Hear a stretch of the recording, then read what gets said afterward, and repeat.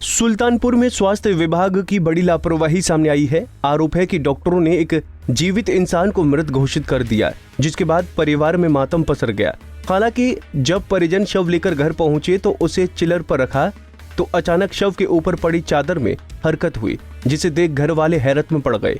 आनन फानन में परिजनों ने पड़ोस के डॉक्टर बुलाया और जब चेकअप हुआ तो पल्स और ऑक्सीजन लेवल दोनों ठीक था। फिर क्या था, रोते हुए परिवार में खुशी की लहर दौड़ गई। तत्काल एम्बुलेंस बुलाई गई और चिलर से उठाकर उस व्यक्ति को इलाज के लिए लखनऊ ले जाया गया, लेकिन करीब 7 घंटे बाद रोगी की मौत हो गई।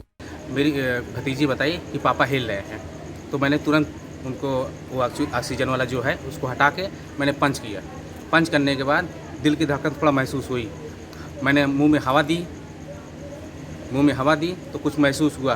तो चेक गुफरान डॉक्टर कोई हैं, उन्होंने उंगली लगा के चेक किया, पल्स चेक करने वाला, उन्होंने देखा पल्स चल रही है, तो तुरंत एम्बुलेंस लेके आएगा, लखनऊ लेके गए हम। जानकारी के अनुसार कोतवाली नगर क्षेत्र में दरियापुर मोहल्ले के रहने वाले अब्दुल को सांस लेने में दिक्कत हो रही थी। अब्दुल को ऑक्सीजन की जरूरत थी, इसीलिए उसे परिजन सरकारी अस्पताल लेकर गए। परिजनों का आरोप है कि अस्पताल में ऑक्सीजन की डिमांड की गई तो डॉक्टर ने ऑक्सीजन सिलेंडर खाली नहीं होने की बात कहकर किनारा कर लिया। परेशान परिजन मरीज को सरकारी अस्पताल से निकालकर प्राइवेट में ले गए, लेकिन ऑक्सीजन लेवल कम होने की वजह से डॉक्टर ने मरीज को भर्ती करने से मना कर दिया और कहा वहां लेकर जाओ जहां ऑक्सीजन मौजूद हो। मजबूरन फिर से सरकारी अस्पताल लेकर जाना पड़ा, जहां चेस्ट पर पंप करने के बाद जब कोई हरकत नहीं हुई तो डॉक्टर ने उन्हें मृत घोषित कर दिया। लेकिन जब परिजन व्यक्ति को घर लेकर पहुंचे तो सांस चल रही थी। हालांकि बाद में करीब 7 घंटे बाद व्यक्ति की मौत हो गई। मुझे सांस में तकलीफ हो रही थी, सांस लेने की प्रॉब्लम हो रही थी थोड़ा, तो हम लोग सरकारी हॉस्पिटल लेकर गए।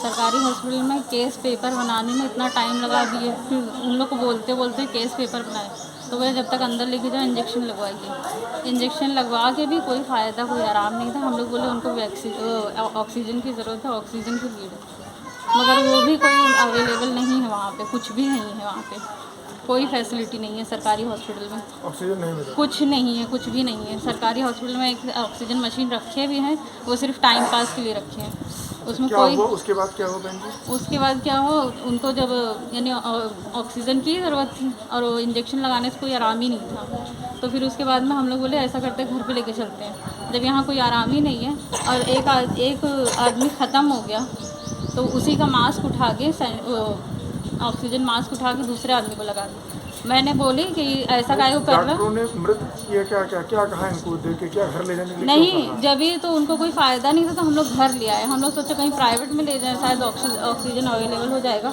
तो शायद कुछ हो जाए। तो प्राइवेट में भी कहीं कोई ऑक्सीजन अवेलेबल था ही नहीं, तो इसकी तो फिर वापस हम लोग उनको लेकर गए तो वहाँ बता दिए कि डेथ हो गई है इनकी।